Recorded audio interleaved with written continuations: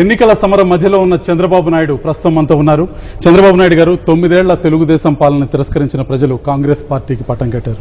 ఇప్పుడు తిరిగి తెలుగుదేశానికి ఓటు ఎందుకు వేయాలంటే మీ సమాధానం ఏంటి? నాకు చాలా స్పష్టంగా మీరు ఒకసారి ఆలోచిస్తే 9 సంవత్సరాలు నేను ముఖ్యమంత్రిగా దాదాపు ఉండడం, అంత మునుపు కూడా ఎన్టీ రామారావు గారు 8 సంవత్సరాల పైన ఉండడం, మొత్తం ఈ రాష్ట్రంలో 27 సంవత్సరాల్లో 17 సంవత్సరాలు తెలుగుదేశం పార్టీ అధికారంలో ఉంది. 9 సంవత్సరాలు ఆ రోజు మేము ఉన్నప్పుడు అనేక సంస్కరణలు అభివృద్ధి కార్యక్రమాలు చేశాం. ఆ అభివృద్ధి కార్యక్రమాల ఫలితాలు, సంస్కరణ ఫలితాలు పేదవాళ్ళకు తీసుకుపోయే సమయంలో కాంగ్రెస్ పార్టీ అధికారంలోకి వచ్చింది. దానికి అనేక కారణాలు ఉన్నాయి. ఆ రోజు కొంత కరువు రావడం, కొంతవరకు 9 సంవత్సరాల పరిపాలనలో కొంత ప్రజలకు కూడా ఒక అసంతృప్తి రావడం, ఇలాంటివి వచ్చాయి. అయితే ఈ 5 సంవత్సరాల కాంగ్రెస్ పార్టీని చూస్తే వ్యక్తిగత ప్రయోజనాలు తప్ప రాష్ట్ర ప్రయోజనాలు పూర్తిగా విస్మరించారు. ఇంకో పక్క మీరు ఒకసారి ఆలోచిస్తే రాష్ట్ర ప్రభుత్వం చేసిన విధానాలు చూస్తూ ఉంటే చాలా దారుణంగా ఉన్నాయి.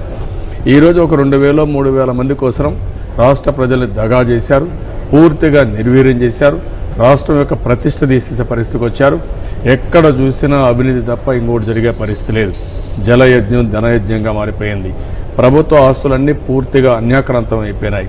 పేదవాడికి ఎప్పుడు నిజాం నుంచి కూడా ఆస్తులు కాపాడుకుంటూ అన్ని ప్రభుత్వాలు వస్తే, ఈ ప్రభుత్వం వచ్చిన తర్వాత ఎవరైనా పేదవాడు చనిపోతే పూడ్చాలన్నా కనీసం లేకుండా పోయే పరిస్థితి వచ్చింది.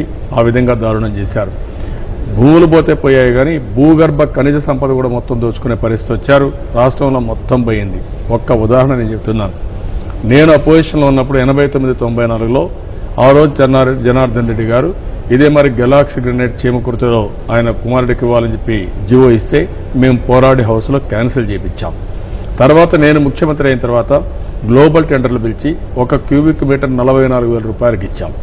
అదే గెలాక్సీ గ్రెనేడ్ ఈరోజు చూస్తే అది క్యాన్సిల్ చేసి ఈ ప్రభుత్వం వచ్చిన తర్వాత 4,000 రూపాయలకి ఇచ్చారు. ఇది బరి తెగించడం తప్ప ఇంకోటి కాదు.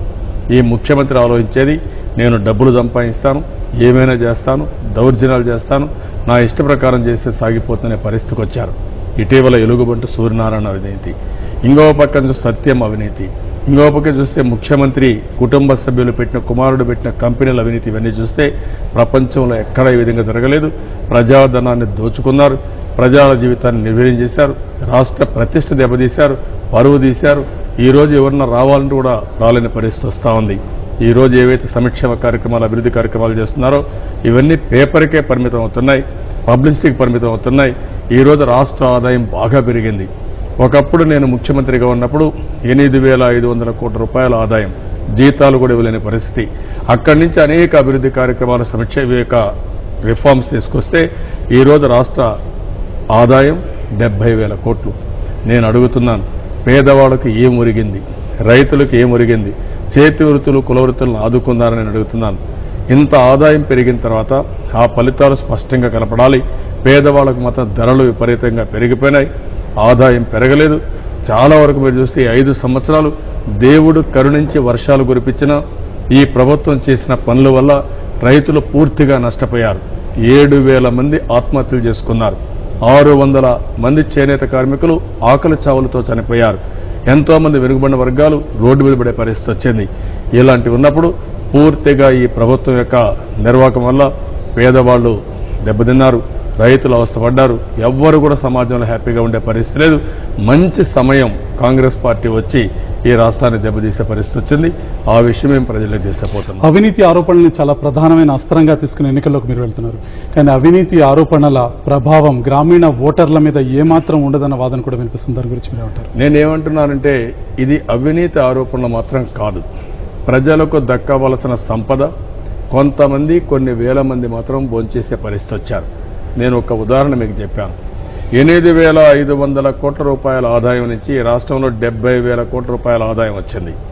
ఈ 70,000 కోట్ల రూపాయల ఆదాయం వచ్చిందంటే ఈరోజు 1,00,000 కోట్ల రూపాయలు బడ్జెట్ పెట్టారంటే వీళ్ళు చేసిన అభివృద్ధి వల్ల కాదు. ఈరోజు హైదరాబాద్లో ఐటీ వచ్చినా, సైబరాబాద్ సిటీ వచ్చినా, ఇన్ఫర్మేషన్ టెక్నాలజీ కోసం అనేక నిర్ణయాలు తీసుకున్నా, ఇంకో పక్క ఎయిర్పోర్ట్ వచ్చినా, పోర్ట్లు వచ్చినా, పవర్ సెక్టర్ రిఫార్మ్ తీసుకొచ్చినా తెలుగుదేశం పార్టీ తీసుకొచ్చాం. దాని ఫలితాలు ఈరోజు వస్తున్నాయి. కానీ ఆ ఫలితాలని పేదవాళ్ళకి చేర్చడంలో కాంగ్రెస్ పార్టీ పూర్తిగా విఫలమైంది, ఫెయిల్ అయ్యారు. స్వార్థ ప్రయోజనాల కోసం రాష్ట్రాన్ని ఉపయోగించుకున్నారు, రాష్ట్రాన్ని దోచుకునే పరిస్థితికి వచ్చారు. ఆ విషయాలన్నీ కూడా మనం ఆలోచిస్తే ఈ డబ్బులు కానీ పేదవాళ్ళకు పోయి ఉంటే చాలా ఫలితాలు వచ్చేటివి, పేదవాళ్ళ జీవితాల్లో మార్పు వచ్చేది. ఈరోజు చేనేత కార్మికులు ఉన్నారు, 500 కోట్లు 1000 కోట్లు వాళ్ళకి ఖర్చు పెట్టుంటే 20 ఎకరాలు 50 ఎకరాలు కనిచ్చుంటే వాళ్ళ జీవితాలు మారేటివి. అదే వ్యక్తులకు మీరు చూస్తే 1000 ఎకరాలు హార్డ్వేర్ పార్క్ కోసం ఇచ్చారు, 1000 ఎకరాలు ఈరోజు నాలెడ్జ్ పార్క్ కోసం ఇస్తున్నారు. ఎక్కడ చూసినా SEZలు పెట్టారు, పేదవాళ్ళ భూములు లాక్కుంటున్నారు, రైతులకు అన్యాయం చేస్తున్నారు, ఇష్టానుసారం చేసే పరిస్థితి వచ్చింది. మేమనేది ఒక్క అవినీతే కాదు, ప్రజా వ్యతిరేక కార్యక్రమాలు చేశారు, ప్రజలకు చాలా నష్టాలు వచ్చాయి. భూముల పంపకం విషయానికి వస్తే గతంలో తెలుగుదేశం ప్రభుత్వం కూడా భూముల పంపకం చేసింది, IMG లాంటి సంస్థలకి భూముల పంపకం చేసింది. అక్కడ తెలుగుదేశం పార్టీ ఆనాడు ఏదైతే చేసిందో ఆ ప్రాజెక్టుల కొనసాగింపు మాత్రం ఇప్పుడు మేము చేస్తున్నాం. నేను ఒకటే అడుగుతున్నాను, ఆ రోజు ఏ పని చేసినా ఒక పర్పస్ కోసం చేశాం, ఒక పద్ధతి ప్రకారం చేశాం. ఈరోజు మీరు ఒక్కసారి చూస్తే ఐటీలో మేము ఇచ్చాం, ఐటీలో ఇచ్చిన ప్రతి ఒక్క ఎకరా భూమికి ఉద్యోగాలు ఇచ్చే విధంగా చేశాం. ఆ రోజు 30 ఎకరాలు ఇస్తే 30,000 మందికి ఉద్యోగాలు ఇచ్చేటికి అగ్రిమెంట్ చేసుకొని 30 ఎకరాలు ఇచ్చాం. ఈ రోజు నేను అడుగుతున్నాను, తెలుగుదేశం పార్టీ అధికారంలో ఉన్నప్పుడు ఎక్కడెక్కడ భూములు ఇచ్చాం, ఎంతమందికి ఉపాధి వచ్చింది, ఎంత అభివృద్ధి అయింది? మీరు వచ్చిన తర్వాత ఎన్ని వందల మందికి 100,000 ఎకరాలు ఇచ్చారు, ఏమి లాభాలు వచ్చిందో చెప్పాల్సిందిగా నేను ఛాలెంజ్ చేస్తున్నాను. ఈ రోజు మీరు IMG మాట్లాడారు, నేను చాలాసార్లు ఈ విషయం చెప్పాను. ఈ రోజు ప్రభుత్వం అయితే మేము ఉన్నప్పుడైతే స్పోర్ట్స్ కోసం బ్రహ్మాండమైన ఇన్ఫ్రాస్ట్రక్చర్ కట్టాం. ఆ రోజు నేషనల్ గేమ్స్ పెట్టించాం, నేషనల్ గేమ్స్ కాకుండా ఆఫ్రో ఏషియన్ గేమ్స్ వచ్చాయి, వరల్డ్ మొత్తం మిలిటరీ గేమ్స్ హైదరాబాద్కి వచ్చింది. హైదరాబాద్ని ఒక క్రీడలకు కేంద్రంగా చేయాలని మేము ఆలోచిస్తే మీరు ఆ రోజు IMGని తీసుకొచ్చామంటే ఈరోజు 100 కోట్ల జనాభా ఉండే ఈ దేశంలో ఒక్కరు కూడా ఒలింపిక్ గేమ్స్లో పార్టిసిపేట్ చేయలేకపోతున్నారు, మెడల్స్ వచ్చే పరిస్థితి లేదు. ఆ రోజు నేను ఇంత పెద్ద ఇన్ఫ్రాస్ట్రక్చర్ క్రియేట్ చేస్తే ఈరోజు ఆ ఇన్ఫ్రాస్ట్రక్చర్ని మీరు పెళ్లిళ్లకు ఉపయోగిస్తున్నారు, మీటింగులకు ఉపయోగిస్తున్నారు. ఏ పిల్లలైతే ఆడుకుని ప్రపంచం మొత్తం పోటీలో ఉండాలనుకున్నామో అది వదిలిపెట్టి పెళ్లిళ్లు చేసే పరిస్థితికి వచ్చారు. ఆ రోజు IMG గారు వచ్చుంటే ఈరోజు తప్పకుండా బ్రహ్మాండంగా ఉండేది. ఆ రోజు కానీ IMG వల్ల మనకు స్కిల్స్ వచ్చి ప్రపంచం మొత్తం ఒలింపిక్ గేమ్స్లో కూడా మనం భాగస్వాములు అయ్యడం మనం సిగ్గుతో తలంచుకోవాల్సిన అవసరం ఉంది. ఇటీవల చైనాలో ఒలింపిక్ గేమ్స్ జరిగితే వాళ్ళకి ఎన్ని మెడల్స్ వచ్చాయి, అదే స్థాయిలో ఉండే ఇండియాకి ఎన్ని వచ్చాయో ఇది ప్రతి ఒక్కరూ ఆత్మవిమర్శ చేసుకోవాల్సిన అవసరం ఉంది.